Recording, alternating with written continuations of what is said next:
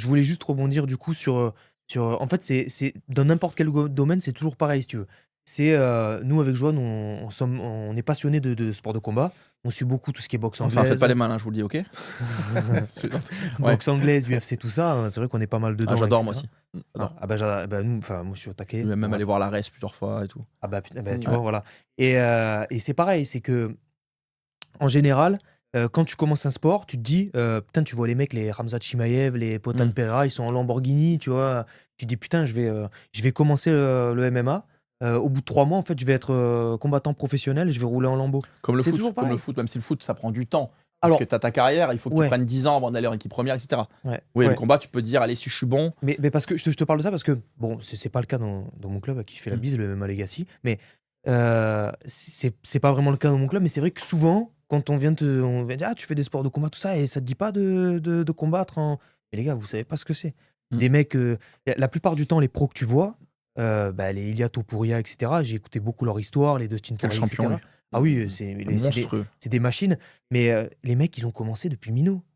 Bien Ils sûr. ont commencé depuis minot, Tu les vois pas mecs. tous les efforts qu'ils ont fait. Tu vois pas tous les Bien sûr. efforts et tu vois pas. Et La d'ailleurs, tu sais discipline. avec qui j'ai fait un stage il y a pas longtemps, je rebondis juste ça, après on reprendra un petit peu sur l'IMO. Frank J'ai fait- Ropers. Non, je déconne. Tac, tac, tac, tac. Avec Jordan Zebo. Ah ouais, Jordan Et Zebo. bah, super gentil, tout ça. Putain, et lui, bah, tu vois, par exemple, Ouais, ce qu'il vient de faire, c'est ce que je lui ai dit. Et j'adore Baki, hein. Ouais. Mais sa résilience, C'est ce que je lui ai dit. putain, Stan. c'est canon. Je lui ai dit, là, j'ai eu un petit peu le temps de discuter avec lui, je lui ai dit, tu es un exemple. Tu es exemplaire de la résilience que tu as eue. Quand tu t'es pris le KO, etc., contre Doumbé, les mecs, il insultait dans la rue, mais médias, Jordan, t'es mort, ou alors sur les réseaux sociaux, etc. Ouais. Et je lui ai dit, en fait, Ouais, sur les réseaux, parce qu'en face, t'es faut pas qu'il y en a reparti un. au charbon. T'es reparti au charbon. Non, c'est fort. Et tu as émergé, j'ai dit des décombres, et t'es arrivé.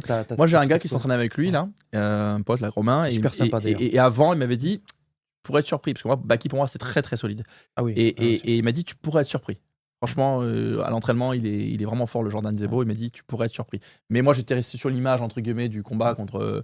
Où il a pris un coup contre. Mais oui, mais c'est contre parce que Doumbé. c'est le code. Voilà. Tu te dis, c'est le code des réseaux. Ah bah. C'est le code des réseaux. Ah bah, il est KO. Il est, en fait, du jour au lendemain, c'est. Ouais, il tu peut passes être. Tu passes de tout à rien, en fait. Ouais, mais c'est très ingrat le sport de combat, en tout cas à la compétition. Cruel. Parce que sur un crochet menton, tu peux voir les étoiles, c'est fini. Alors que t'as préparé ton combat pendant 6 mois, tu t'es mis au poids et tout. Et donc, et même BSD, hein, c'est beau aussi BSD, hein, la résilience qu'il a eu. Parce que quand tu perds 2 fois d'affilée. Ah bah, c'est le problème. Bah, surtout quand tu perds sur KO. Quand c'est des soumissions, bon, un KO, faut t'en remettre psychologiquement quand même. Ouais. Mais c'est le problème, encore une fois, de la surmédiatisation. Mais voilà, c'était pour faire un petit peu un petit parallèle avec. Un petit parallèle. C'est un petit peu dans. Et alors, dans tout moi le j'ai une domaine. question, tu vois, tu parlais des combats. Aujourd'hui, j'ai l'impression que tu as des combats d'influenceurs, etc. Maintenant, j'ai l'impression que les gens, ils s'entraînent 6 mois et ils sont déjà en train de faire des combats, etc. Donc, attention, je veux dire, demain, tu te mets au tennis, tu peux faire des compétitions de tennis à un certain niveau au bout de 6 mois. C'est pas. Mais j'ai l'impression qu'aujourd'hui, tu peux te proclamer combattant, limite professionnel, parce que tu as fait 6 mois de JJB, enfin de grappling ou de MMA dans une salle, et tu as des combats maintenant, et tu dis je fais du combat. Alors qu'avant, les mecs qui montaient en combat, moi, le peu d'expérience que j'avais, les quelques années où j'ai boxé plus jeune, il fallait quand même. Moi, j'ai fait des combats à un moment donné interclub, c'était 2-3 ans minimum avant de monter, et encore l'interclub, c'était du light. C'est-à-dire que l'arbitre, en gros, au bout de 2 touches, hop, tu repars. Enfin, tu vois, c'était gentillé, quoi. Je veux dire, les mecs, là, ils font des combats au KO en MMA, alors qu'ils ont 6 mois parfois de MMA, quoi. Donc, est-ce qu'il n'y a pas une médiatisation aussi? Ouais, c'est full business. Et c'est aussi pour s'identifier à quelque chose, tu sais. Ah, mais moi, je m'habille. Oui, tu t'habilles Venom. Je m'habille tout en Venom, tout ça, ça y est, j'ai fait 2 mois de ça, ça y est.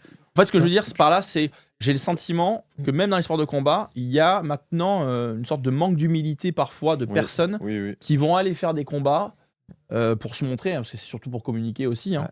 Pour se sentir important. En fait, c'est un manque de respect à la pratique, je trouve. Hein, parce que même moi qui ai fait beaucoup de combats, j'ai une petite carrière amateur en anglaise, en pied-point et en anglaise. J'ai combattu dans les 2 disciplines jusqu'en semi-pro.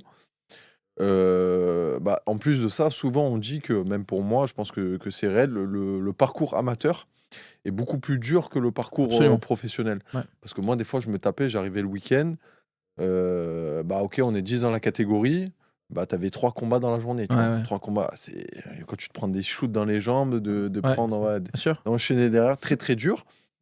Et en fait, c'est un parcours, en fait, c'est un step. Tu as le step amateur donc qui est vraiment très très dur. Et après, tu passes pro. On va pas dire que c'est plus facile, mais en général, ils font un combat tous les 3 mois, Oui, 6 oui, oui. mois. Ouais, Donc il y a une grosse préparation. bien sûr. Ouais, ouais. Après, en France, c'est quand même différent parce qu'ils sont beaucoup moins, comment dire, encadrés que si tu pars aux États-Unis ou en Asie. Ouais. Donc il y a beaucoup moins on va dire, d'encadrants, de tout ce qui est pour la récupération, etc. Même que c'est en train de plus en plus se démocratiser, hein, grâce à l'UFC qui est maintenant a ouvert ses portes. Enfin, il y a beaucoup d'apporteurs comme ça. Mais Ce que tu veux dire, c'est que maintenant, on skip, enfin, exactement. on ne fait plus le parcours amateur Exactement. avant de plusieurs années, de plusieurs centaines de Puis même, combats, c'est avant d'arriver entre guillemets pro. Tout le monde peut se. C'est ça. Mais même tu le ressens directement, même. Enfin, ces fameux influenceurs, ce sera jamais des combattants. Ce sera jamais. Tu le vois Il y en déjà avait un là qui avait l'air que je trouvais bon d'ailleurs, qui avait tourné avec un des frères là. Mouganem. Ouais. Et lui, c'est un c'est mec une qui machine vient des de- réseaux au Comment départ. il s'appelle Je sais plus, il a un nom, un surnom. Et franchement, il tournait bien, mais ça fait 5-6 ans qu'il s'est mis à bloc. Ah oui, bah voilà. 4-5 ans. Ouais. Même à titre d'exemple, comment il s'appelle le plus grand youtubeur, enfin celui qui a le plus de. Thibaut Inchep. Ouais. Oui. Bah, franchement, en un Franchement, an ouais, ou deux, ouais. je trouve qu'il a un bon niveau. Il a commencé. Avec Oui, ma oui, vision, Je l'ai pas regardé boxer. je trouve que en anglaise, Il y a eu en un sparring, travail, il était quand même. Après, c'est normal, c'est un sportif déjà, donc il a le cardio, Ouais, etc. après, y a pas de secret. hein, Mais je trouvais qu'il est. Et puis lui, il Ouais. était tout modeste, tu vois. Je vais faire des petits combats amateurs. Exactement, ouais. Tu vois, Mhm. ça, lui, c'est pas clairement pas quelqu'un que je vise quand je dis ça. Hein. Bien sûr. Mais c'est que, et je vise personne d'ailleurs, mais j'ai le sentiment, alors que c'est très noble le sport de combat, ça t'invite évidemment au respect. Très. Parce que tu sais que tu peux. Voilà, C'est un sport. vous le savez mieux que moi, hein, vous êtes Franchement. pratiquant. Ce sont des sports qui sont très difficiles à adhérer. Johan a dit quelque chose de très important. Il disait son parcours amateur quand tu te prends des kicks. Mais même par exemple, moi j'ai fait de la boxe thaï avant le MMA, mais même quand tu enchaînes des sparring, tout simplement. Quand tu enchaînes des sparring, que tu appuies un petit peu, etc. Tu vois, des sparring, bon, t'es pas non plus. Ça aussi, techniquement, c'est très très intéressant justement de savoir un petit peu travailler sur toute ta rapidité, d'être plutôt soft, etc. sur tes coups. Mais quand tu enchaînes des sparring, rien que ça, en club, c'est fatigant, tu te prends des coups. Si tu t'es pris, je sais pas, un low kick sur ta jambe avant et que tu n'arrives plus trop à avoir l'appui dessus.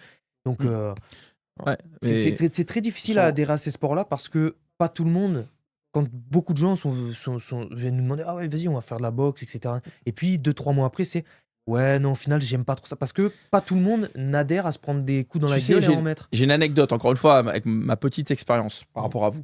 Donc, j'avais 17 ans, donc je faisais du kickboxing, non, du full contact, pardon, le pied-point au-dessus de la ceinture. Et donc, au mois de septembre, tu vois, j'étais au lycée, c'était l'ouverture donc des inscriptions, les premiers cours, tu vois. On était, franchement, 30-35 gamins. Les gamins un peu qui avaient le regard dur quand on était en scooter, tu vois, bon. Voilà, tout le monde disait ça. À l'époque, tu sais, c'était pas démocratisé comme aujourd'hui. Donc, les gens qui faisaient de la boxe, dans le lycée, tu savais qu'ils faisaient de la boxe, ils faisaient du rugby, et voilà, bon. Donc, on était 35 les deux premières semaines de septembre. Et puis, fin septembre, je me rappelle, on n'était plus que 4. Et après, on a continué 2-3 ans ensemble. Et parce que les mecs, justement, tu te dis, moi, je me rappelle, je rentrais comme ça de cours du lycée, je me disais, voilà, à 17h, de 17h à 20h, je vais aller morfler en cardio, parce que déjà, le cardio, ça fait mal. Je vais aller me prendre des coups dans la gueule, me faire mal parler par mon prof, enfin, limite, parce que, bon, voilà, et souffrir pendant 3 heures. Et puis, tu fais ça 3 fois par semaine. Je veux dire, faut quand même, faut pas être maso, mais je veux dire, tu fais pas ça non plus que pour la réputation. Tu fais ça parce que t'aimes ça. Mais à un moment donné, effectivement, beaucoup y viennent pour faire stylé. Ouais, il fait ci, il fait du MMA et tout. Mais pour y rester, moi je vous dis, franchement, moi j'ai beaucoup de respect pour les combattants. Exactement. Là, l'UFC, pourquoi j'adore? Parce que pour moi, ce sont des prouesses physiques. Quand tu vois que quand j'étais petit, c'était des rounds de 2 minutes. Déjà, au bout de 2e round, j'arrivais même plus à faire un jab. Après, en pro, Stan, voilà, on va pas commencer à parler de ça parce que sinon on va s'étendre. Mais on en parlait, il y a beaucoup de dopage.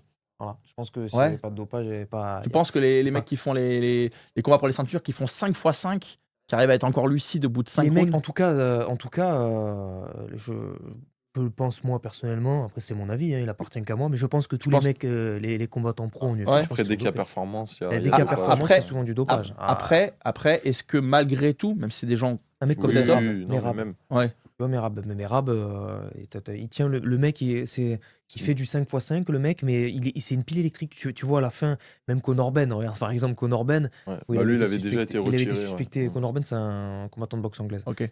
Il a été il n'avait pas été suspendu, il était suspendu carrément. Testé c'est quoi EPZ C'est quoi le EPO, pardon. Mais est-ce que c'est pas des gens qui quand même ont un cardio de fou? Ah oui, non, mais c'est des machines. Les mecs, ça. encore une fois, c'est pareil comme muscu. T'as des mecs, ils ont des génétiques de folie. Oui. Mais eux, c'est pareil. C'est des mecs, ils sortent du lot. C'est des 1 sur 10. Il y a la dimension athlétique et il y a la dimension adrénaline. C'est-à-dire que t'es dans une cage ou dans un ring, si on parle de l'anglaise, tu sais que tu vas en manger.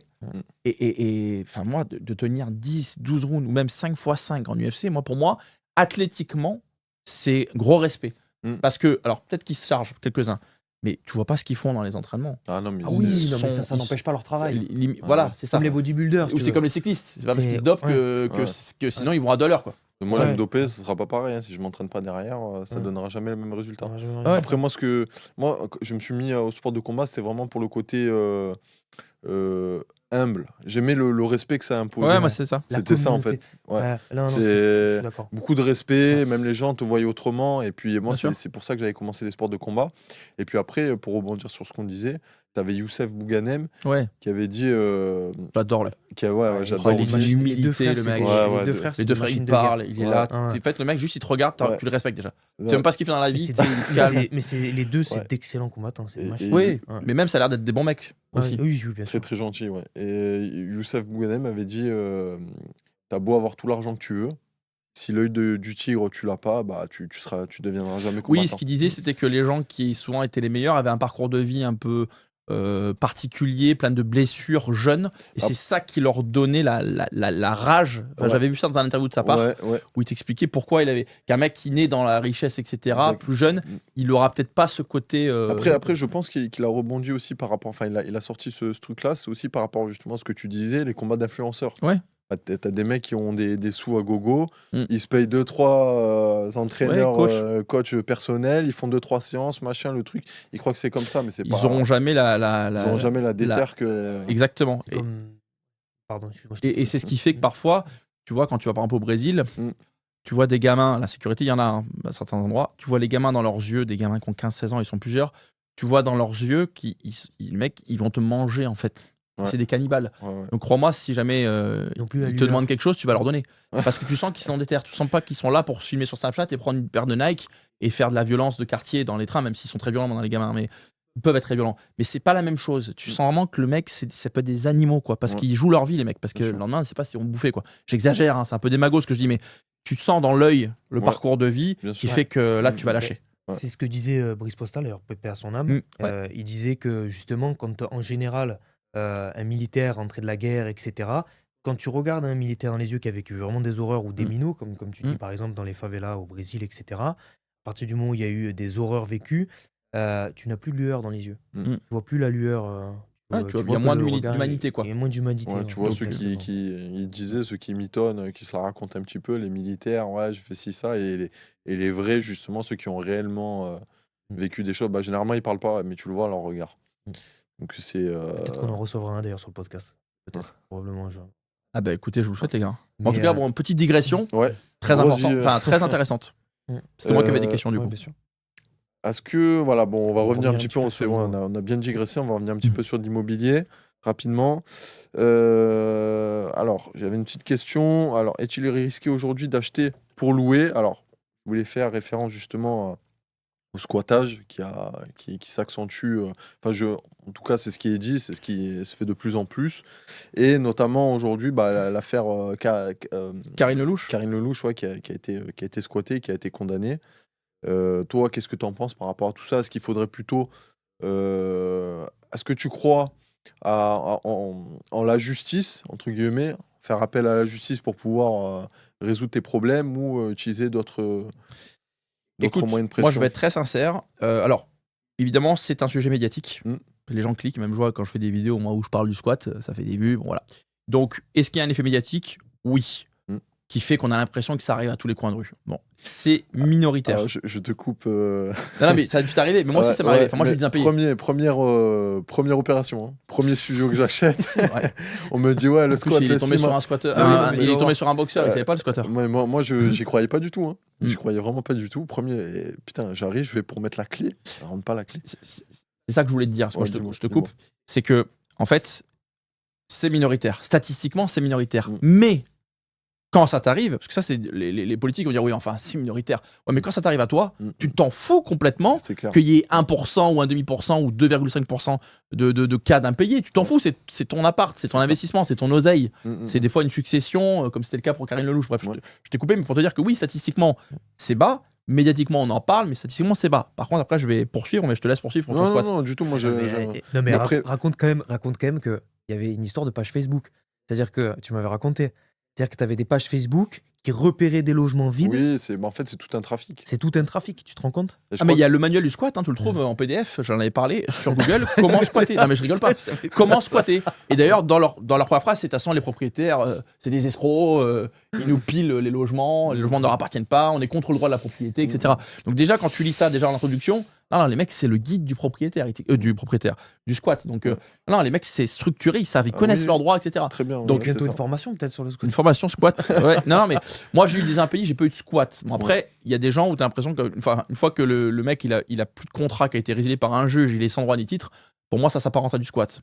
Mais pour en revenir, alors, il y a deux choses. La justice, je n'y crois pas dans l'application. Parce qu'il y a une loi anti-squat qui existe. C'est le député Kasbarian, le député ou je ne sais plus, sénateur.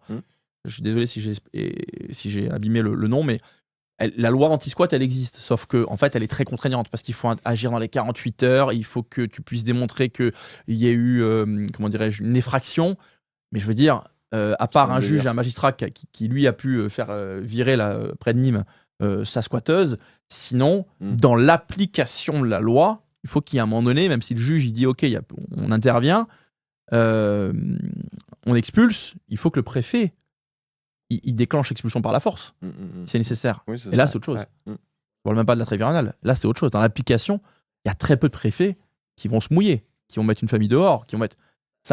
Donc la loi, on va dire juridiquement, elle existe, mais elle n'est pas appliquée. Et ce qui est navrant, c'est que... Étonnant. Ce qui est étonnant, mais moi je m'en navre, ça se dit, je m'en navre ou pas? Bon, bref, c'est que le droit à la propriété, c'est constitutionnel, c'est l'article 17 de la Déclaration des droits de l'homme et du citoyen, d'accord? Article 17, c'est le droit à la propriété. Et si jamais on t'en enlève, on doit te dédommager. C'est écrit noir sur blanc. Donc, moi, ce que je proposais, puisque l'État est incapable de protéger les propriétaires et de protéger notre droit constitutionnel à la propriété, si vous n'y arrivez pas, faites comme Visal. Donc Visal qui vient dédommager les personnes qui ont des impayés, créez un fonds de garantie et venez payer à Madame Lelouch sa taxe sur les logements vacants. C'est quand même grandiose. Vu qu'il n'était pas officiellement occupé, elle payait la taxe sur les logements vacants. Elle avait des droits de succession qui approchaient, qu'elle allait qu'elle allait connaître une majoration parce qu'elle ne pouvait pas vendre à cause du fait qu'il était occupé, parce que vendre un bien qui est occupé et squatter, c'est compliqué. Donc, elle a voulu déclencher une équipe pour qu'ils aillent s'en occuper et qu'ils les sortent. Et des fois, ça se passe bien. Là, ça s'est mal passé. Et donc, elle a été condamnée à 12 mois avec sursis. Mais cette dame-là, elle a été abandonnée par la justice. Clairement. C'est la victime. Elle a dû même filer l'argent aux gens parce qu'ils n'avaient pas de chauffage. Non, mais je veux dire, c'est lunaire. Mais ça, c'est... Même si on me dit, oui, mais c'est minoritaire, mais on s'en fout. Demain, il y a 3 gosses qui se font violer. C'est pas parce que ça arrive 0,001% que c'est pas important, en fait. Et oh, putain, je commence à m'énerver. Non, mais tu vois, donc, pour en revenir, évidemment, il faut pas se focaliser sur ça quand tu investis. Par contre, il faut être vigilant, c'est-à-dire que déjà, quand tu prends un locataire, tu es un locataire, mais il peut avoir des impayés, donc tu prends des garanties. Tu prends garantie de l'impayé ou le Visal.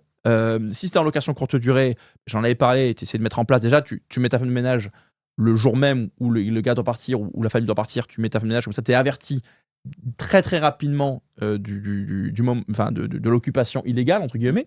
Il y en a qui mettent des boîtes à clés, des coffrets Linky, parce que s'il veut prendre le compteur à son nom, il faut qu'il ait accès au PDL. L'euro PDL, tu l'as sur le compteur Linky, tu vois.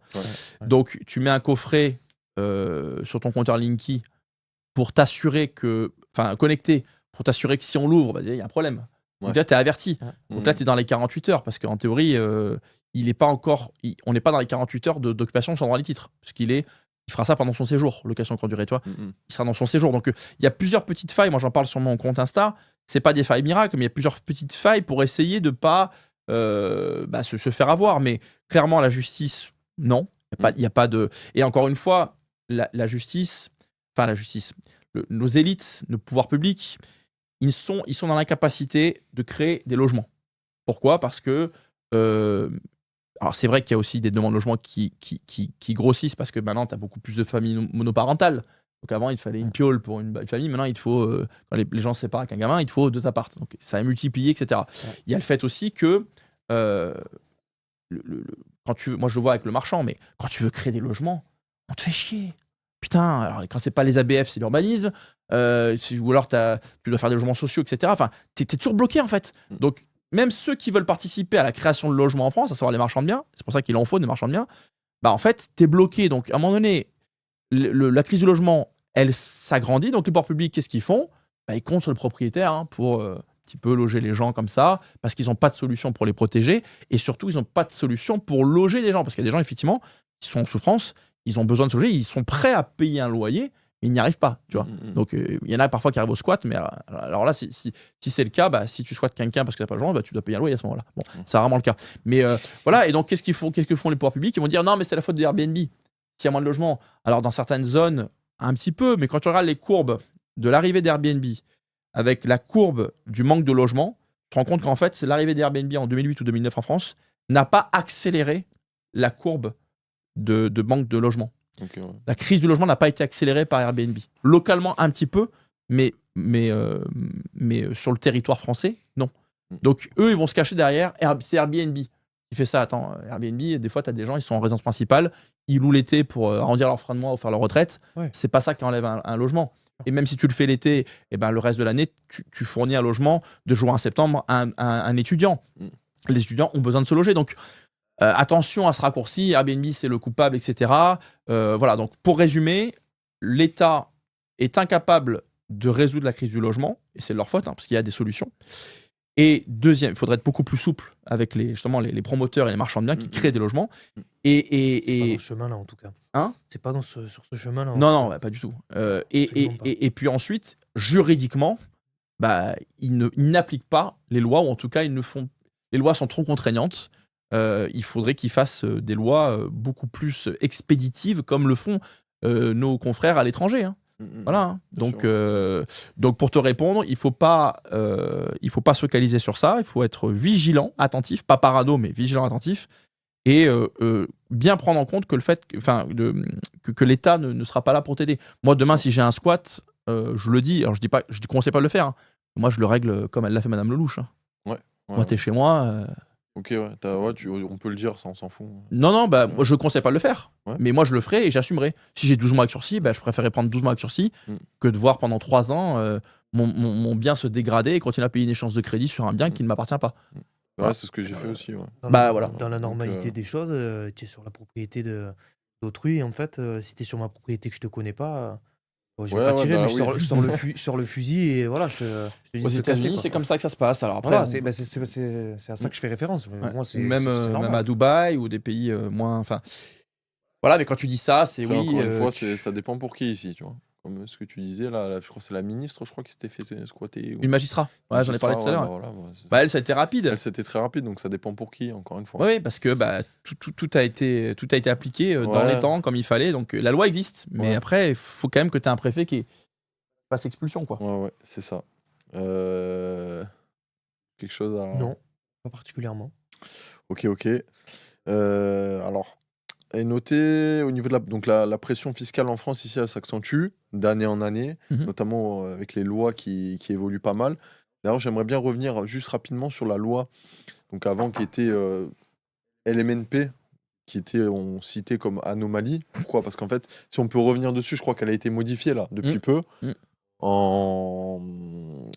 L'histoire, c'est en fait, on peut continuer à amortir donc, les travaux qu'on effectue dans son bien. Ou même d'amortir la valeur du bien. Sur 25 ou 30 ans, tu vas amortir le prix du bien pour venir réduire ta base taxable. Ok, c'est ça. Et maintenant, c'est par exemple, à la revente, on peut plus. Je crois qu'il y avait ce truc de double. Effectivement, jusqu'à présent, c'est pour ça qu'on considérait que c'était une niche, une anomalie, c'est que tout ce que tu amortissais, il n'était pas repris à la plus-value. comme c'est le cas en LMP ou en SCLIS ou toutes les sociétés commerciales. On considérait que fiscalement, c'était une anomalie, comptablement aussi. Ouais. Ça a été changé donc pour le PLF 2025, l'année dernière. Donc aujourd'hui, quand tu revends, tout ce que tu as amorti est repris à la revente. Okay. Donc tu vas payer une plus-value supérieure. Okay, ouais. Là, en ce moment, je ne sais pas si c'est peut-être vraiment ce dont vous voulez qu'on parle, c'est le projet de loi finance 2026 avec les évolutions. Je voulais y revenir. On peut revenir dessus. Ouais. Non, mais vas-y, dis-moi. Non, bien sûr, non, c'est. Là, actuellement, il y a beaucoup d'annonces qui sont faites. Il faut faire attention parce que parfois, on te dit l'Assemblée nationale a validé au vote le fait que on va augmenter la CSG, par exemple. Ou qu'on va faire des amortissements pour la location nue. Ou qu'on va baisser les amortissements pour la location meublée. Et chaque semaine, tu as des annonces. Ensuite, tu as le Sénat. Ensuite, tu as l'Assemblée. En fait, ce qu'il faut savoir, c'est que c'est en discussion. Il y a une navette parlementaire. L'Assemblée vote. Encore, ce que je veux dire, c'est incomplet, à mon avis. Mais l'Assemblée fait un vote, ça va au Sénat, ça retourne dans l'Assemblée, et puis ensuite, ils vont faire un décret, etc. Bon. Là, ils sont censés, donc, pour le projet de loi finance 2026, de s'entendre avant donc la fin de l'année. Et donc, chaque semaine, il y a des choses qui sont validées. Notamment, au Sénat, là, récemment, où on a validé une nouvelle façon de calculer les plus-values. On enlève l'abattement pour durée de détention, mais on calibre par rapport à l'inflation, etc. Bon. Et quand tu vois un grand titre marqué « Le Sénat adopte ça » ou « L'Assemblée vient de voter la hausse de la CSG », tu te dis « Merde, ça, il s'est voté ». En fait, c'est pas encore définitivement voté. C'est toujours un manque de contexte, en fait. C'est toujours... Ouais, et puis surtout, bien comprendre comment fonctionne la navette parlementaire et à partir de quel moment, vraiment, une loi, elle est applicable. Donc là, il y a une tendance. Évidemment, tu sais que ce qui discute, ce qui est voté, c'est plutôt la tendance. La tendance, c'est quoi? C'est de redonner de l'intérêt à la location nue, d'enlever l'intérêt à la location courte durée.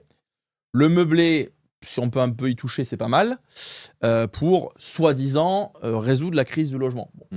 Donc là, l'idée, c'est quoi? C'est pour redonner de l'intérêt à la location nue. Encore une fois, là, à l'heure où on enregistre, c'est ça, mais quand peut-être dans quelques mois ça aura été voté, ce sera différent, mais c'est effectivement d'introduire la notion d'amortissement en location nue pour redonner de l'intérêt. Le problème, c'est que souvent, le diable se cache dans les détails, il faut regarder les conditions. Et souvent, la condition, c'est de faire, si c'est un bien, soit c'est du neuf, donc il faut voir si tu surpayes pas le bien, et surtout, tu as un encadrement des loyers, enfin un plafonnement des loyers. Donc si tu gagnes un peu d'impôt, mais que en fait, tu as un rendement, et voilà, c'est un peu ça. Que tu as un rendement qui est beaucoup plus faible, bon, faut regarder ça. Et puis, souvent, ton amortissement est limité et en plus, il est repris à la plus-value. Bon, et après, on te dit qu'on t'augmente ton plafond, le plafond du déficit foncier. Le déficit foncier, en gros, c'est tu as fait des travaux en location nue et tu vas pouvoir faire baisser tes impôts de tes salaires. Ouais, voilà, ça, c'est une douille pour moi. Ah, d'accord. Ouais, alors si je peux prendre 3 minutes pour expliquer. Ouais, bien sûr. Quand tu as des revenus fonciers, tes revenus fonciers en location nue, ils sont en nom propre. Hein, ils connaissent deux traitements. Un traitement donc sur l'imposition, un traitement fiscal. Donc c'est l'IR, l'impôt sur les revenus, selon ta TMI, ta tranche marginale d'imposition. Et ils ont un traitement social, c'est les prélèvements sociaux, qui sont de 17,2% aujourd'hui, qui vont probablement augmenter.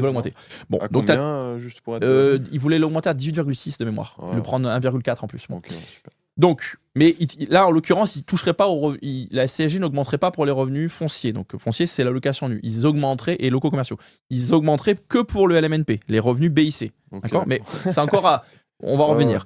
Mais concrètement, quand tu as des revenus locatifs, ils sont traités donc socialement et fiscalement.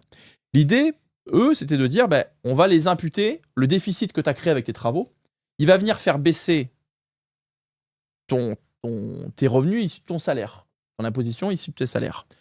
Et là, en revanche, ton salaire, ou tes revenus d'activité, ils sont traités non pas fiscalement et socialement, mais que fiscalement à l'IR. En gros, tu as tes salaires, tu as une tranche marginale d'imposition à 30, avec un barème progressif, tu vas être imposé donc à 11 jusqu'à un certain montant, et puis la suite jusqu'à 30%. Okay, ouais.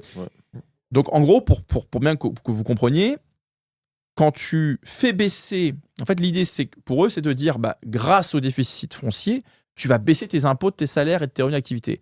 Super, mais tout ce que tu imputes sur tes salaires et ton revenu foncier va créer une baisse de quelque chose, de ton imposition sur le salaire, qui n'est traité que fiscalement. Au lieu de l'appliquer totalement sur des revenus locatifs fonciers qui, eux, sont traités fiscalement et socialement. Entre guillemets, tu vas gagner 1 000 euros. Admettons, pour donner un exemple, parce que c'est assez compliqué à comprendre. Tu as 1 000 euros de déficit foncier qui vont venir s'imputer sur tes salaires. Tu vas gagner 1 000 euros. 1 000 euros, donc tu vas avoir 1 000 euros qui ne vont pas être imposés à l'IR. Mettons 30%. D'accord ? Tu vas gagner ça. Alors que si tu n'avais pas ce déficit foncier imputable sur tes revenus de salaire, mais que seulement le déficit serait imputable que sur les revenus locatifs, comme c'est le cas pour le LMNP par exemple, ok ? Et ben en fait, tu aurais 1 000 euros de baisse sur des revenus taxés à la TMI et aux prélèvements sociaux.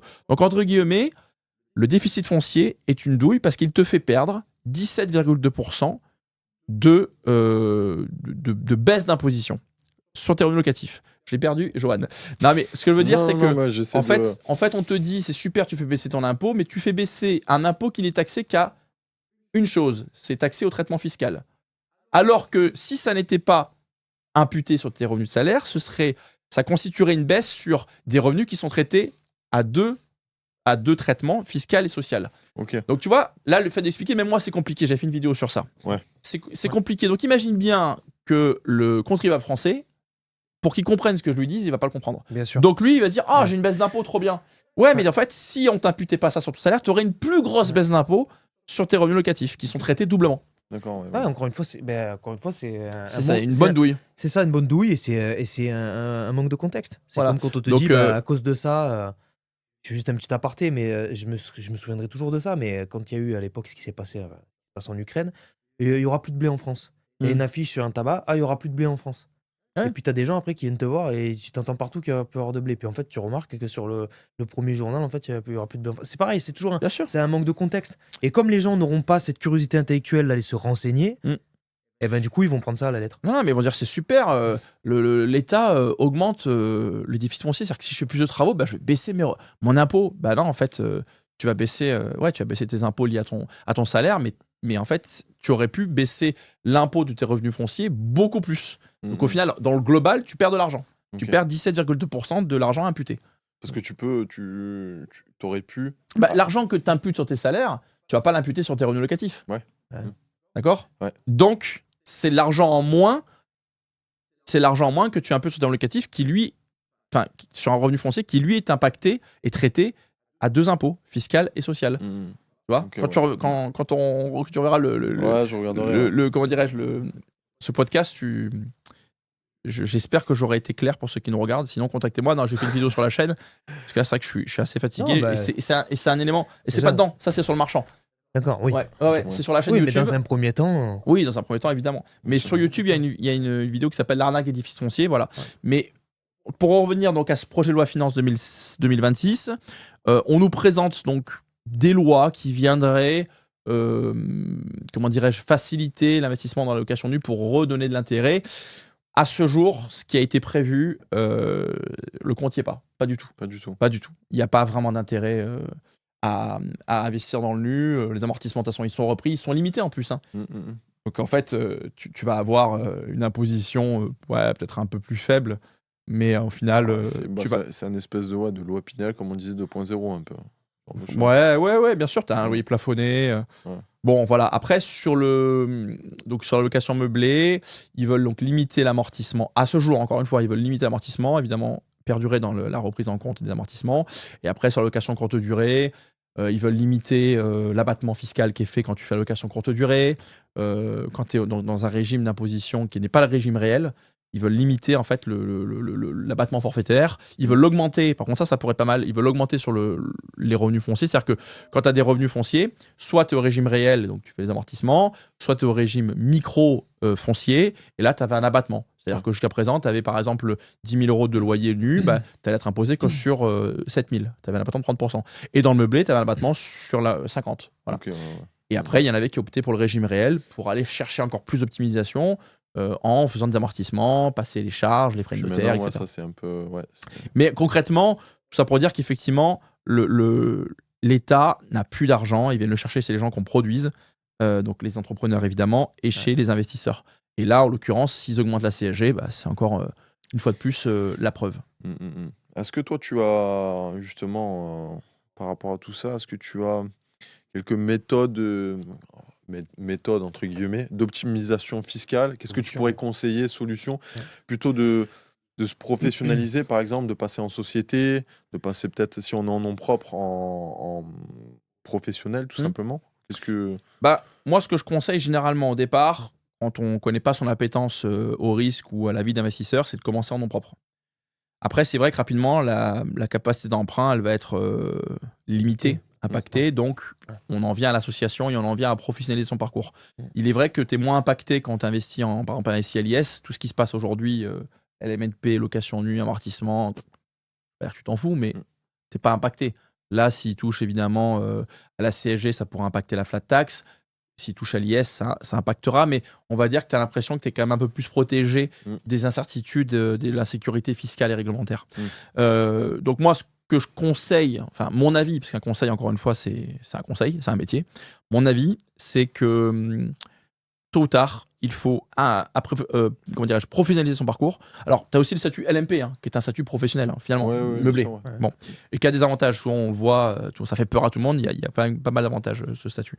Mais sinon, la SCI, donc ça peut être à l'IR ou à l'IS, ou alors la société commerciale, SAS ou SARL, quoi.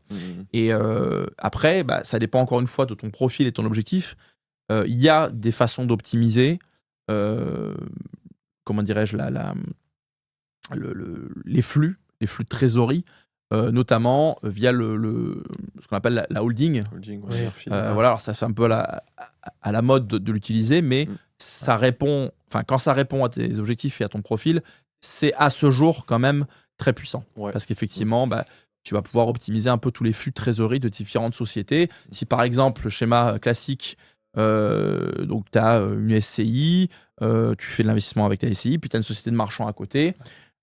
Si tu veux investir dans la SCI, par exemple de l'apport, tu veux mettre 100 000 € d'apport pour acheter un immeuble et que tu veux le récupérer de ta société de marchand de biens, tu vas payer 30% pour sortir les fonds et pour les réinvestir après en apport dans ta SCI.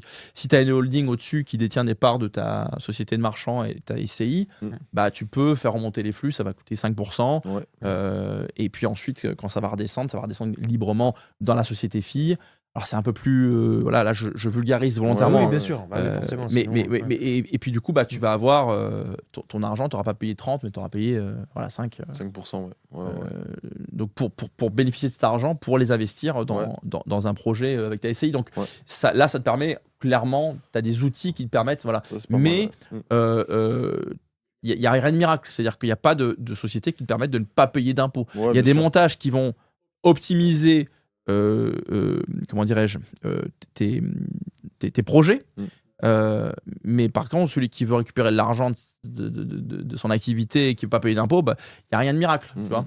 Après on doit quand même nous on n'est pas contre l'impôt, mais je veux dire nous encore on va digresser un petit peu sur la France, mais quand on voit comme c'est démesuré aujourd'hui ce qu'on paye comme impôt et puis ce que rapport qualité-prix en fait, surtout ça, c'est ce que tu payes, ce que tu reçois. Bien Comme sûr. on disait, on va pas retourner dessus encore, mais l'éducation, la sécurité, etc. Je trouve que c'est quand même faut essayer de se creuser un petit peu les méninges et aller chercher des solutions pour optimiser Tu fiscalement. vas être récompensé de la valeur que tu produis. Exactement. Par exemple, quand tu reçois 100 et qu'on te prend 70 dessus, non. C'est encore, tu venais financer des services de qualité, que les hôpitaux étaient de qualité, l'éducation était de qualité, la sécurité était de qualité. Bon, on va dire, ok, je participe à l'effort national, mais en contrepartie, j'ai quand même des services de qualité, je suis fier de payer des impôts. Là, effectivement, ça se dégrade. C'est pour qu'il y ait des statues de Godemiché sur les ronds-points, mais c'est pas pour ça qu'on paye, tu vois. Non, c'est vrai que ça n'a rien à faire là. Mais pour revenir, souvent, celui qui a un peu d'argent, il va avoir les bons conseils, parce que là on a parlé de choses standards.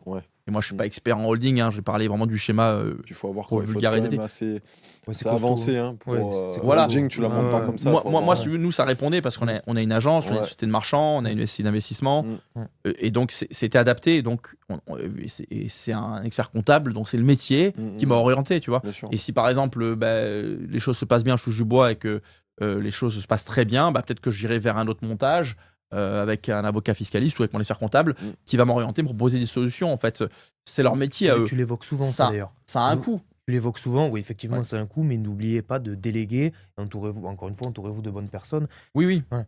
Bien sûr, il faut. Et d'ailleurs, Après, autant faut-il trouver les bonnes personnes, c'est toujours la même chose. voilà. Mais en tout C'est- cas, il vaut mieux faire confiance à un expert certifié qu'à un formateur immobilier. Ou même qu'à moi. Moi, pour ça, je ne fais pas de conseils en investissement. Je donne des avis, mais j'oriente toujours vers ce que doit être l'écosystème de l'investisseur. C'est un bon notaire, un bon CGP, un bon avocat fiscaliste, un bon expert comptable. Et selon, comment dirais-je, tes besoins, tu vas t'orienter vers un ou des corps de métier. Mais souvent, c'est coûteux d'avoir le bon conseil, mais en fait, tu fais beaucoup plus d'économies. L'ignorance, ça lui coûte beaucoup plus cher que le sachant, quoi. Donc, il faut s'entourer des bonnes personnes. Voilà, après, il faut que ça soit adapté. Le mec qui a un studio qui veut faire une holding pour au repas de famille le dimanche, dire qu'il a une holding, bon, c'est un peu dommage, quoi. Ça coûte cher, hein, le montage, la gestion, ça coûte cher. Lors de l'apéro IMO, justement, ta femme, elle parlait d'un écosystème que vous faites marcher. Ouais. Voilà, que ce soit les artisans, etc. Et ça, Ouais. c'est extrêmement important. Bien D'ailleurs, sûr. la société dans laquelle je travaille, c'est un très gros écosystème aussi. Mhm. Voilà. Et d'ailleurs, tu disais souvent dans tes stories que même toi, il ne faut pas te croire sur parole.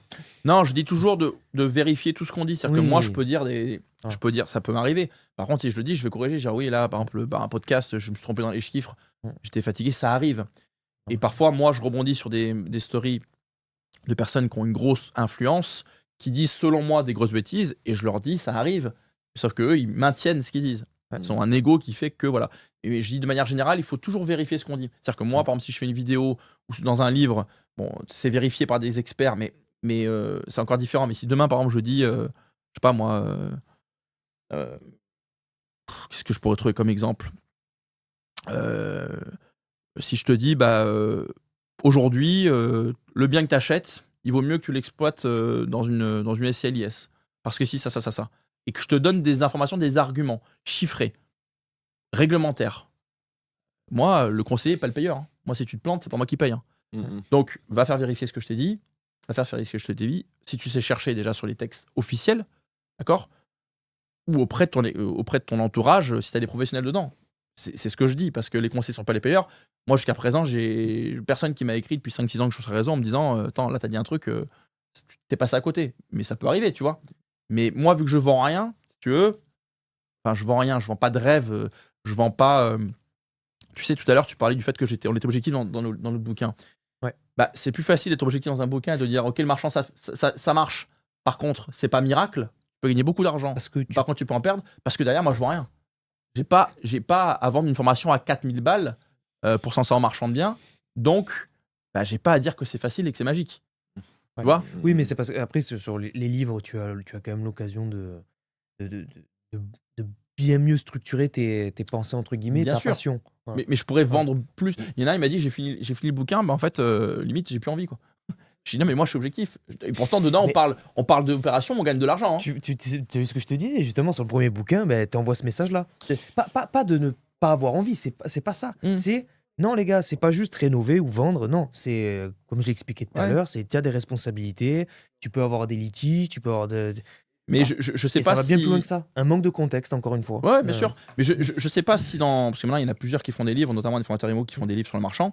Je pense pas qu'il y ait autant d'objectivité chez eux. Je pense qu'il va être beaucoup plus dans le rêve, atteindre la liberté financière en marchand de biens. Ça, on en revient toujours au même. Voilà. Hein, mais finalement. quand tu vends quelque chose, tu vas toujours militer pour ce que tu vends. Nous, évidemment, on est passionnés. Et je suis très content quand il y a beaucoup de personnes qui m'achètent mon livre. Mais vu que je ne vends pas derrière des trucs à 10 000 balles, j'ai pas à survendre, c'est le mot que je cherchais. J'ai pas à survendre l'activité de marchand parce qu'elle est compliquée. Tu fais des fois des mauvaises opérations. Tu peux, dans 2 ans, s'ils font parlera, je dirais écoute, j'ai dû liquider parce que j'ai fait une mauvaise opération, mauvais conseil d'un apporteur d'affaires, je sais pas. Ça peut arriver en fait. Tu vois ? C'est normal. Donc moi, je vais pas survendre une activité alors que je suis bien conscient que oui, on peut gagner de l'argent, mais on peut en perdre aussi, quoi. Et va dire à quelqu'un qui, dans une société où on est quand même très managé par l'ego, va dire à quelqu'un qui plus est, qui a une grande notoriété, qu'il a tort. Bien sûr. Déjà que l'être humain, je veux dire, c'est compliqué. Je sais pas, moi personnellement, quand j'ai tort, aujourd'hui je le dis, mais même moi quand je le dis, ça me fait chier de dire que j'ai tort. Mais je l'avoue quand même, tu vois. Après, on va dire à quelqu'un qui a une grosse notoriété, qui est très connu dans le milieu, etc., qu'il a tort et qui se trompe sur tous les plans. Mais dans tous les cas, l'ego, on dit souvent l'ego c'est le diable. L'ego il en faut pour se respecter soi-même, pour pas se faire marcher dessus. Il faut l'ego. C'est normal. Mais par contre, souvent les gros problèmes, et on pourrait même faire une digression vers le familial, l'amical, l'amoureux. Souvent, c'est à cause de l'ego qu'il y a des problèmes. C'est une question d'ego initialement, tu vois. Mais t'imagines, il a dit ça, il me prend pour qui? Il me prend pour qui? T'es déjà en train de penser qui? Et donc, là, sur les réseaux sociaux, évidemment, un formateur qui a une certaine notoriété, de reconnaître qu'il s'est trompé, ça s'effondre, tu vois. Et moi, c'est pour ça que, vu qu'il m'est arrivé d'être assez critique envers certains, à chaque fois, c'était des critiques pas sur l'homme, critiques sur le contenu, sur les promesses, évidemment, t'imagines bien qu'ils m'attendent au tournant. Si je dis une connerie dans un podcast, ils vont m'éclater. Oui. Donc, mais moi, je dirais, je passe à côté. Je remettrai en contexte. C'était du live, je me suis trompé dans un chiffre, etc. J'ai aucun problème avec ça. Mais visiblement, il y en a qui en ont un peu plus, quoi. Oui, et puis c'est pareil, c'est quand on fait les podcasts, etc. Bon, évidemment, on a la vie de notre entourage, etc. Et j'ai des potes, par exemple, qui me disent: «Ouais, mais là, tu vois, toi», je dis: «Les gars, faut savoir que dans un podcast, je l'ai souvent dit, c'est très compliqué de synthétiser ses pensées. Quand tu es passionné, en l'occurrence, toi, tu es passionné, on le voit, que pour être passionnant, il faut être passionné. Mais ce que je veux dire, c'est que quand tu as plein d'idées, en fait, et que ta tête, elle surchauffe, hein, t'as vraiment, on voulait faire un podcast, moi, de mon côté, musculation, parce que je suis passionné par ça aussi, pendant 1 heure, mais j'ai jamais le temps en 1 heure de tout dire. Jamais. Donc, du coup, j'ai dit à Jo, franchement, tu sais quoi, il y aura d'autres occasions, etc. Mais c'est très compliqué de synthétiser ses pensées. Et du coup, ça peut t'amener à faire potentiellement des gaffes ou de dire quelque chose, pas que tu voulais pas, mais moi, là où je pourrais éventuellement me tromper, c'est dans les chiffres, parce que l'immobilier, c'est aussi des chiffres. Et quand t'as pas ton plan, ton tableau Excel, ta calculatrice, et que tu parles et que tu es en train de réfléchir à la question, que t'as ta fatigue, surtout moi, c'est la fatigue. La fatigue matin. Quand je suis fatigué, je dis pas que je peux dire des conneries, mais je peux me tromper dans les chiffres. Il a été efficace le café avant le podcast? Ouais, il était bien efficace. Ouais. Non, mais donc voilà, ça peut arriver. On parle d'IMO, ça peut arriver, tu vois. Mais non. Et puis c'est pas un exercice facile, parce que là, évidemment, c'est enregistré, mais on est quand même en live, tu vois. Tu peux effectivement des fois enlever des moments, etc. Mais bon, on n'est pas encore à l'IA pour faire dire des choses aux gens, tu vois. Donc non, bientôt, c'est pas bientôt, ouais. C'est pas un exercice facile, et parfois en plus quand tu es passionné, ça peut t'aveugler ta passion. Alors sur l'immobilier, ça va, c'est quand même ça reste, comment dirais-je, structuré, encadré. Mais quand tu parles, par exemple, si tu es passionné de quelque chose lié au sociétal, tu peux aussi t'engager dans des discussions, dans des prises de position qui ensuite vont être reprochées, tu vois. Et là, tu peux faire des gaffes, tu vois. Bon, là, on n'est pas trop allé sur ce sujet-là, mais tu vois. Donc, ouais, c'était pas le but. Sinon, c'est vrai qu'effectivement. J'avais juste une petite question là. On parlait des CI, tout ça. Bon, je remets un peu les pieds dedans. On parle beaucoup. Enfin, il y a beaucoup de personnes qui font du rachat de résidence principale sur des SCI.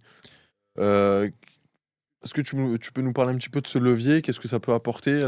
Alors, je pense qu'on parle de l'OBO, Owner Buyout, c'est-à-dire qu'on se rachète un bien pour libérer sa capacité d'emprunt en nom propre, et pour garder un bien dans une SCI. Sur le papier, c'est pas mal. Sur le papier, c'est pas mal. Après, il y a plusieurs choses. Déjà, une banque, il faut qu'elle finance l'OBO, qu'elle finance une SCI qui est en train de se créer pour acheter une résidence principale. Première chose. C'est jamais facile. Les banques n'aiment pas forcément financer des OBO. Okay, mais ça se fait. Mais c'est pas facile. Okay. Ensuite, deuxième chose, tu as le droit de préemption, la DIA. C'est-à-dire que tu peux vendre ton bien qu'à toi, à ta SCI, et tu as la mairie qui préempte. On repasse. Ah oui. Et ensuite, tu as une plus-value. Si c'est ta RP, tu la vends, ok, t'as pas de plus-value. Mais du coup, après, c'est plus ta RP, donc tu ne vis plus dedans. Alors, faut que tu vas payer un loyer après à ta SCI. Faut faire attention à l'abus de droit. Voilà. Et après, quand tu as ta maison qui est détenue par une SCI, par exemple, pour le calcul de l'IFI, l'IFI, c'est l'impôt sur la fortune immobilière. Quand tu as dans ton patrimoine ta résidence principale, tu as un abattement de 30% de mémoire. Tu vois, par exemple, là, je dis 30%, peut-être que c'est 25 ou 20, je peux me tromper. Mémoire, c'est 30%. Donc, par exemple, tu as une maison qui est à 1 million d'euros, valeur vénale, on va calculer qu'elle est à 700 000. Si tu es dans une SCLIR, pas sûr d'avoir l'exonération. L'abattement. Okay. Donc, ton IFI, c'est pas forcément intéressant pour ton IFI, parce que l'IFI prend en compte, évidemment, tes parts sociales dans tes SCI pour calculer ton impôt sur la fortune. D'accord. Donc, il faut faire attention à ça. Mais ça peut être, effectivement, tu as un bien, par exemple, Ça fonctionne surtout, ça peut fonctionner, ça peut être pertinent si par exemple tu as un bien qui fonctionne bien, tu y tiens, il a un bon rendement. Par contre, fiscalement, tu arrives au bout de tes amortissements où tu vas commencer, pas au bout, mais en tout cas, tu vas commencer à payer des impôts. Tu as ton déficit en LMNP qui arrive au bout, tu vas commencer à payer des impôts. Tu dis, bon, du coup, tu le bascules, entre guillemets, tu le revends à ta SCI. Donc ta SCI devient propriétaire. Et donc, elle va repartir sur un amortissement initial. Tu vois ce que je veux dire ? Tu avais amorti 5 ans sur 20 ans, elle repart à zéro. Donc, elle ne va pas payer d'impôts, la SCI. Tu vois ? Donc, ça peut être très pertinent. Mais à côté de ça, si c'est un investissement locatif, tu as une plus-value à payer. Tu vois ? Donc, il faut faire attention à ce que tu fais. Mais par contre, si tu veux, par exemple, constituer te professionnaliser, par exemple, et constituer un parc locatif dans une SCI ou dans des SCI, c'est pertinent, notamment si tu comptes faire une donation de ce bien-là à tes enfants. La donation en SCI est plus confortable qu'en indivision, qu'en nom propre. Parce que quand tu donnes des parts de SCI, tu as une décote. C'est-à-dire que si tu donnes, on considère en fait que tu donnes des parts sociales et non pas des parts d'un appartement. C'est-à-dire que si tu donnes un studio de 100 000 € à tes enfants en nom propre, on considère le fisc considère que tu donnes 100 000 €. Si tu donnes 100 000 €, si tu donnes les parts d'une SCI qui valent 100 000 €, on va considérer que tu donnes des parts sociales, donc il y aura une décote de 1%. Ils vont considérer que tu donnes 80 000.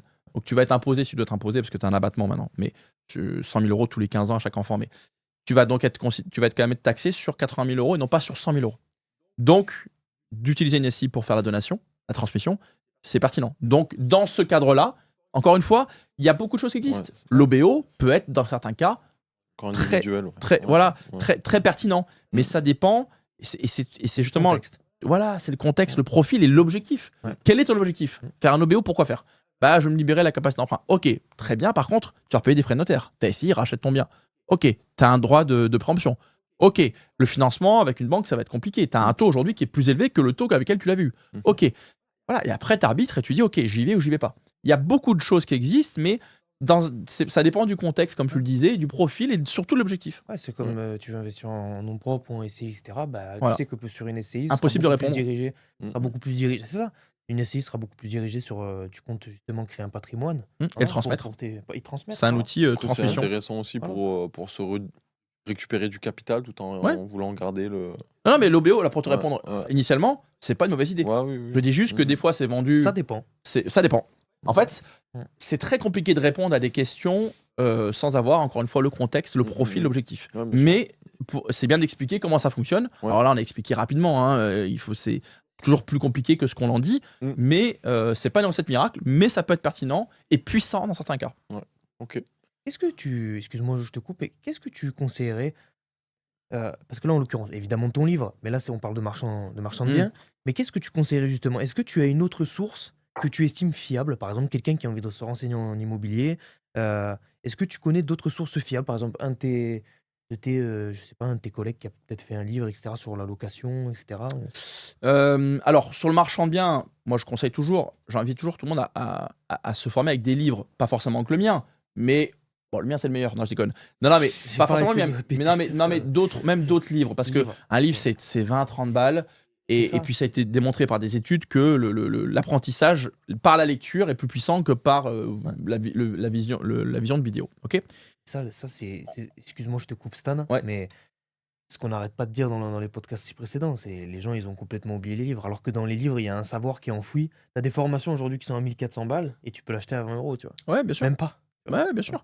Et alors après, moi, il y a des gens qui me contactent, qui me disent ouais, mais moi, j'ai besoin qu'on me raconte une histoire, je veux te voir m'expliquer le livre. C'est pour ça que je fais une formation là. C'est pour ça que je fais la formation. Ça va me prendre des centaines d'heures, parce qu'il va y avoir au moins 20 heures à la fin au montage. Je vais la faire gratuite, par contre, ce sera que pour les clients de l'agence. Voilà. Sinon, moi, en formation locative, j'ai des formations gratuites. D'accord ? Et dedans, il y a des PDF. D'accord ? Donc, ces PDF, on peut y accéder. Donc, j'ai 40 heures de formation après gratuite. Donc là, tu peux te former avec ça. C'est énorme. J'ai pas. Ce qui est énorme. Ouais, ça m'a pris du temps. Moi, je suis passionné, mais après, tu as d'autres chaînes. Il y a la chaîne Easy Immobilier. Alors, la formation, maintenant, ont quelques années, mais comme certaines de mes formations, mais à part la fiscalité, tout est à jour. En fait, la fiscalité, on fait des mises à jour régulièrement, mais la chaîne Easy Immobilier, ça appartient à Sébastien Morin. C'est un entrepreneur à succès discret, mais très très fort, qui fait On du les marchand. mettra en montage, je fait- pense. Hein On les mettra en montage, elles apparaîtront. Ouais. Ouais. Mais en tout cas, voilà, Easy Immobilier, c'est une chaîne YouTube qui est bien. Alors, je te dis, elles ont quelques années, mais c'est bien. Après, dans les formateurs payants, comme je dis toujours, moi je dis toujours aux gens, je suis quelqu'un de clivant, on a l'impression que c'est ou tu te formes gratuit ou tu te formes payant. Je dis juste que parfois, il y a des formateurs payants qui font des bons contenus gratuits sur leur chaîne YouTube. Ça existe. Généralement, c'est un produit d'appel, donc ça va être incomplet. Mais Oui, mais arrête, pourquoi il est pas gratuit, hein. Finalement. Mais Bah, non, si, t'as eu quand même, t'as fait 40 heures de formation, Oui, c'est pour ça que tu je dis que c'est énorme. quand Oui, même, T'as en termes de gratuité. bah, je sais pas si c'est un ami pour toi, mais Mehdi Chirac, Ouais. que lui, ça a été un des premiers youtubeurs quand j'ai commencé à m'intéresser à l'immobilier. C'est quelqu'un que je suivais pas mal. Bon, il y avait dans la clique des gens qui passaient sur l'immobilier, t'avais Christopher Wangen, tout ça, et t'avais Mehdi Chirac. Et lui, je trouvais que c'était l'un des, sans vouloir, voilà, c'était l'un des influenceurs, entre guillemets, immobiliers qui te mettait un petit peu plus le nez dans le caca, hein, pour être poli, et qui te disait bah voilà, c'est pas tout beau tout rose, et puis il présentait des chiffres, il sortait les trucs, machin. Avec- Regardez, avec c'est son, comme ça. avec son Il est vrai. Velleda. Il est Ouais, vrai dans voilà, son contenu, il en prenait plus, il est le vrai. tableau, il tapait comme Non, ça. mais moi, Mehdi, c'est déjà quand j'ai commencé ma chaîne, évidemment, quand tu fais des formations gratuites et que tu fais des critiques sur le monde des formations, tu te fais pas beaucoup d'amis. Ouais. Moi, j'étais ouvert à échanger. J'ai toujours été ouvert à échanger avec tous ceux que tu as cités. J'avais même échangé avec Christophe Wangen au téléphone d'ailleurs. Est-ce que tu précises souvent dans les commentaires Ouais, que tu ouais, mets je suis sur les ouvert. publications Bon, Instagram, avec Christopher, on n'était pas forcément d'accord sur pas mal de choses. C'est un garçon qui est, pour dire deux mots sur lui, c'est un garçon qui est brillant dans la façon où il est devenu le meilleur avec Anne Darwin, le meilleur dans sa discipline, parce que tout le monde, beaucoup ont tenté de vendre des formations. Bah, lui, c'est le leader. Donc, Ouais, il est bien bon sûr. dans ce qu'il fait. Mm. C'est un excellent communicant.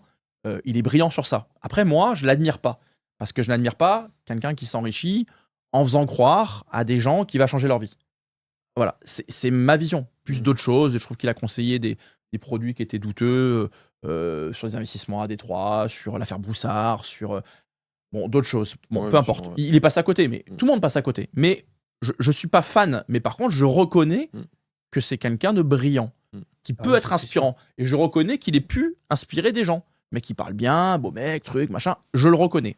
Voilà. Et je lui avais dit d'ailleurs quand je l'avais vu.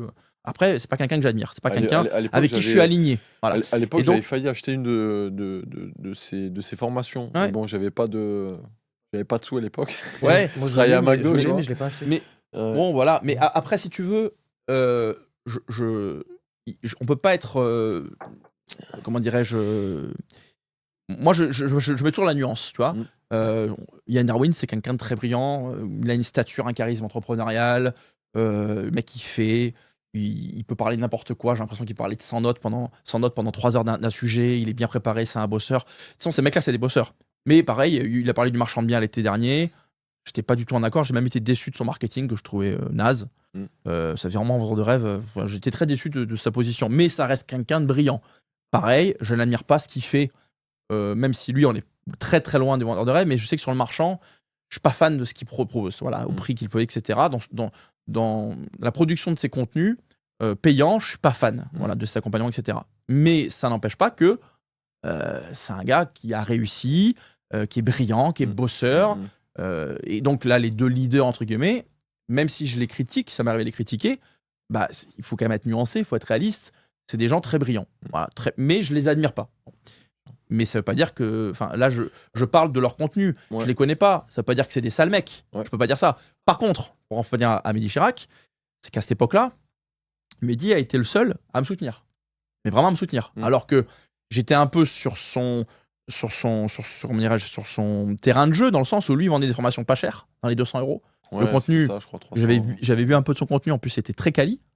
Il faisait ça avec Manu, c'était très quali. Donc, il formait les gens. Il voulait aider les gens un peu des quartiers populaires entre guillemets parce qu'il a un côté street un peu Mehdi, mais moi c'est ça que j'aimais chez lui, c'est que c'est quelqu'un d'extrêmement sincère, vraiment.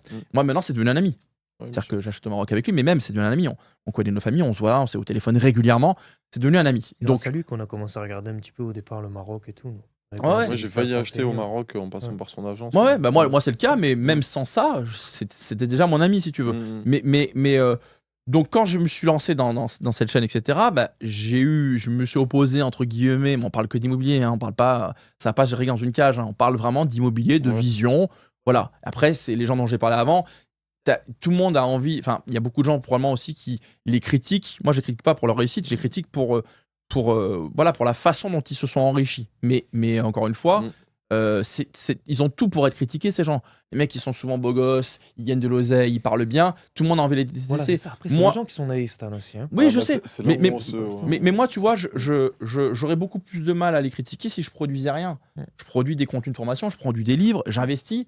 J'estime avoir le droit d'apporter une autre vision que la leur. Oui. Mais si c'est des gens, je pense, j'espère, vu leur passion pour l'immobilier, avec qui je pourrais échanger de l'immobilier et avoir plein de points de convergence. Mais généralement, c'est des gens qui ont une très très basse estime de moi, mais c'est pas grave, je cherche pas à leur plaire. Mais je veux dire, ça n'arrivera probablement pas. Mais Mehdi, ce qui a fait, pour comparer justement, Mehdi, ce qui a fonctionné, c'est que Mehdi, au début, on échangeait sur l'immo, on parlait du statut, de la réforme du statut LMP, tout le monde était comme ça. On passait des heures et des heures d'audio à échanger. Donc la passion immobilière nous a ensuite amené à être amis, quoi. Et moi, c'est un garçon qui a du cœur, c'est un garçon sincère. Donc ça fait qu'aujourd'hui, c'est quelqu'un, pour le coup, que humainement j'admire. Tu vois, pas pour comparer, mais pour expliquer pourquoi bien sûr. je suis. Et là où par contre, je pense que nos points divergent, c'est sur ce que tu disais là, c'est vendre des formations.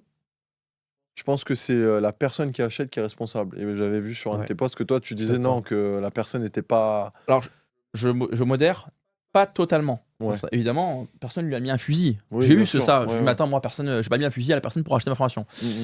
Je dis que les personnes qui sont faibles, c'est mon avis, je dis pas que j'ai raison. Les personnes qui sont faibles ont moins de responsabilité, enfin, ont une responsabilité, mais limitée. Pourquoi ? Ce que je disais, peut-être que tu as vu une vidéo, un extrait, où je disais que on fait croire que les formateurs répondent à un besoin. Je réponds à un besoin, il y a une demande. Ok. Est-ce que les mecs qui ont vendu des cigarettes, avant que les gens soient dépendants, répondaient à un besoin ? Je suis pas sûr. Quand on se souvient comment était marketée la cigarette, vous avez peut-être pas connu cette époque-là. Avant, c'était stylé. Tu vois les acteurs. T'es élégant, t'as une cigarette. Et on n'avait pas encore ce recul sur le fait que tu pouvais avoir potentiellement un cancer du poumon. Et puis c'était un business derrière. C'était marketé. Les mecs payaient les boîtes de Formule 1 pour être affichés, Marlboro, tout ça. Et surtout dans le cinéma, dans tout, tu voyais Alain Delon, la cigarette, le charisme, l'élégance. T'étais distingué. La cigarette, mon père me disait qu'à l'armée, on lui offrait des cigarettes.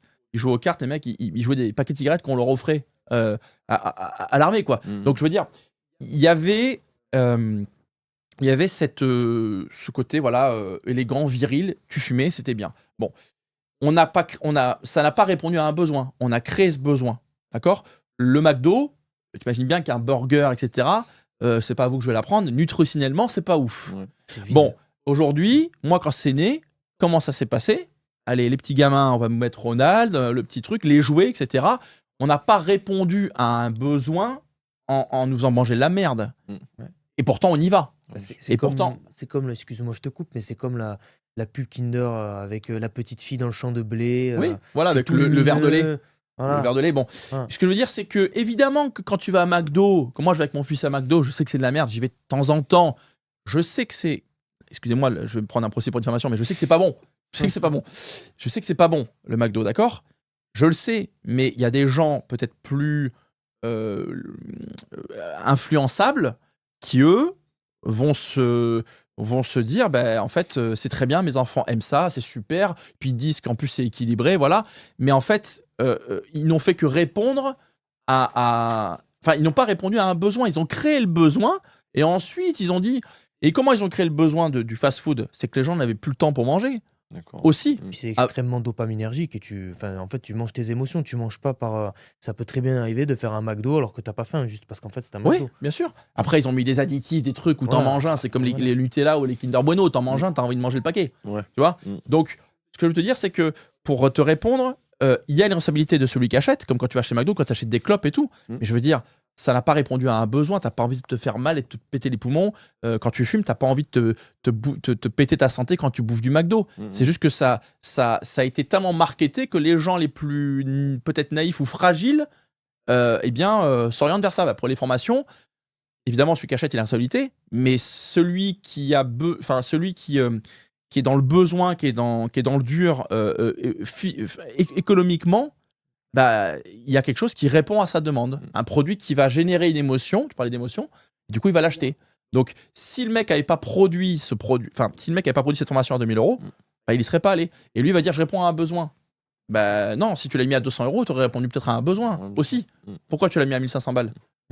Non, tu réponds à le besoin auquel tu réponds, c'est l'émotion que tu dégages et la promesse que tu fais. Du coup, pour revenir un petit peu sur ça, et puis après, on va pas tarder à conclure. Pour toi, quelles sont les bonnes sources aujourd'hui en immobilier? Évidemment, ton livre pour le marchandage de biens professionnels, comme tu nous le disais, et par exemple pour le locatif ou même l'IMO de manière générale, qu'est-ce que tu. Donc, la chaîne Qu'est-ce que vidéo tu IMO conseilles? gratuite, il y a 40 ans de formation gratuite. Ensuite, il y a la chaîne donc, Easy Immobilier. Il y a la chaîne de Laurent de Mora, qui est un CGPI, tout ce qui est fiscal, c'est le patron. Vraiment, c'est le patron. Moi, c'est l'une des rares personnes qui m'a inspiré. Et sur la négociation, très très fort. Très fort, très humble, mais alors lui, c'est vraiment un pro. Il donne beaucoup de contenu gratuit. C'est un professionnel, hein, mais sur sa chaîne. Ensuite, en bouquin, celui qui veut comprendre la fiscalité, alors c'est écrit par un avocat, mais c'est quand même vulgarisé. C'est Cédric Vermuse. Il a écrit un livre sur la fiscalité donc immobilière, enfin les fiscalités immobilières. Et puis sinon, après, tu as des comptes Instagram. Tu as mon pote qui va organiser l'apéro immobilier, donc Johan Sen. Produit, il fait un réel par jour, un travail de titan, pour vulgariser aussi beaucoup de sujets. Il fait beaucoup de veille juridique. Enfin, dès qu'il y a un truc qui se passe en immobilier, tu vas sur son compte, tu sais que tu vas comprendre, il va t'expliquer, etc. Donc le compte immobilier, très sympa. Mon compte VDV Immo, j'essaie de faire la même chose. Et après, il y a d'autres personnes. Là, je parle des gens que je connais, mais ça veut pas dire que ceux que je connais, que ceux que je pourrais pas connaître, ce serait pas bon. Tu connais, oui, bien sûr. Mais il faut toujours se méfier des gens qui vous vendent tout de suite quelque chose, parce que le risque, c'est que leur contenu soit incomplet et que tu as envie d'aller chercher. Voilà. Et encore une fois, c'est pas parce que quelqu'un vend des formations que c'est forcément un escroc. Hein. C'est pas parce que quelqu'un vend des accompagnements péjoratif. que quelqu'un. Nous, par exemple, il y a des lecteurs de livres qui nous contactent pour être accompagnés. Alors, le problème, c'est que on a beaucoup de mal à le faire parce que faire et enseigner, c'est difficile. Donc, on le limite vraiment. Mais je veux dire, c'est pas forcément quelqu'un qui le fait, c'est pas forcément un escroc. Nous, on le fait très très peu, voire pas du tout. On le refuse la plupart hein, parce que ça prend trop de temps. Mais tout n'est pas assez cher. Mais sinon, voilà, il faut prendre du recul. Et ce que je dis, les gens qui regardent ma chaîne, je dis toujours, va voir d'autres personnes. Et va te faire ton avis et va te nourrir chez chaque personne qui fait du contenu sur l'immobilier et prends ce que tu as envie de prendre. Et pour ça, il faut de la curiosité, Stan. Les gens, il ne faut pas oublier qu'ils ne l'ont pas réellement. C'est vrai. Et tu vois, il y en a, pour conclure sur ça, il y en a par exemple, parce que moi je suis quelqu'un de clivant, mais il y en a qui peuvent pas voir ma tête. Ils me disent, bah, peut-être que son contenu n'est pas bon, mais je peux voir sa tête. Bah, va voir quelqu'un d'autre. Mais par contre, entre guillemets, intéresse-toi, forme-toi, des bouquins, des vidéos, pas nécessairement des formations. Ok. Est-ce que tu veux poser ta petite dernière question vite fait sur le. Alors pour conclure, j'aimerais juste parler rapidement de l'investissement à l'étranger. Qu'est-ce que tu peux nous dire en 2-3 mots sur notamment ce qui se fait en ce moment, Dubaï, Marrakech? Qu'est-ce que tu en penses? Alors moi, ce que j'en pense, alors je suis peut-être mal placé pour en parler parce que j'investis actuellement à Marrakech et probablement bientôt à Dubaï. Maintenant, ce que je conseille, c'est d'investir d'abord en France, bénéficier de l'effet de levier, et ensuite de diversifier. Et c'est toujours utile de diversifier, d'investir. Bah, ça peut être Marrakech, ça peut être Dubaï, ça peut être Bali, ça peut être Maurice, ça peut être l'Espagne, l'Estonie, peu importe. Il faut avoir, je pense, un intérêt aussi à aimer le pays dans lequel on investit. Il faut évidemment faire attention aux règles, notamment fiscales, qu'il y a là-bas. Mais souvent, ce qui est difficile, c'est justement, on ne bénéficie pas de l'effet de levier bancaire dans d'autres pays. L'apport. Donc, c'est pour ça, exactement. Donc, c'est pour ça que, après, tu as des plans de financement qui permettent de payer en plusieurs fois, que ce soit à Dubaï ou à Marrakech. Mais ce qui est pas mal, c'est d'investir en France. Et quand tu as justement amorti pas mal de capital de certains biens, tu peux faire du crédit hypothécaire. J'en parle aussi sur ma chaîne, qui va te permettre de nantir, de mettre en garantie un bien pour lever de la trésorerie que tu peux pouvoir affecter à différentes choses. Ça peut être du marchand de biens, ça peut être un investissement à l'étranger. Et donc, tu vas pouvoir financer avec un crédit amortissable ou in fine un bien à l'étranger. Donc ça, c'est pas mal. Mais je conseille mon avis, encore une fois, c'est de s'y intéresser et de le faire une fois qu'on investit en France pour diversifier. Voilà, il faut du capital, encore une fois. Ouais, il faut avoir du capital. Tu peux pas te lancer sans aucun capital là-bas. C'est compliqué. Bon, voilà. Tu veux conclure? Conclue, vas-y, c'est bon. Sinon, les caméras, elles ont plus trop de batterie. Vas-y. Bah écoute, Stan, on te remercie. Voilà, c'était un honneur d'avoir parlé avec toi parce que là, on aurait pu parler pendant 3 heures, j'ai l'impression. Mais ça a été un honneur. Voilà. Bah, merci à vous, les gars. Merci à vous de m'avoir reçu. Bah écoute, c'est nous qui te remercions surtout. On t'a rencontré donc à l'apéro IMO, on s'est bien régalé. Voilà, donc encore une fois, merci. Avec plaisir. Merci pour ton livre. Voilà, encore une fois, je le dis aux gens, si vous voulez si vous voulez vous renseigner, si vous voulez vous former sur le marchand de biens, le marchandage de biens, voilà. Pour nous, c'est. Merci beaucoup, les gars. Et puis, surtout, bon projet à tous. Il faut y aller, il faut sécuriser son avenir, il faut investir. Voilà, il faut commencer à y réfléchir. Voilà. Merci à vous. Merci à vous. Allez, passez une bonne journée.